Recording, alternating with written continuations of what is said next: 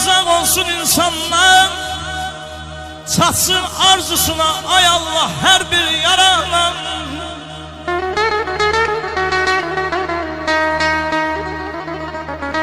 Can sağlığın şərbətini dünyada alıp içen görün, bensiz əhdini.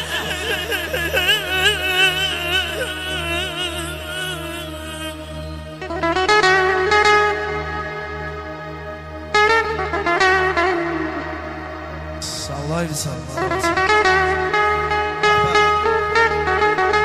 Qatar qatar uçup geden durnalar, qatar qatar uçup geden durnalar, de harda qalıbdı qalanım benim. Çoxdandı gözlerimi yollarda qoyub, mənliyimi məndən alanım benim. Bir dön geri Zibistanım yaylası, üst tutan çəmənə dərə lalası. Analar oxuduğu həzin laylasın, anam qədər əziz çalanım məni. Gəl gəl, qaşı hilal dodağı püstə, səndən əsirgəmərəm canımı istə.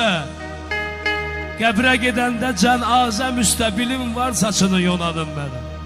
Hər bir ata, hər bir ana evladı ilə sevilsin inşallah. Amin.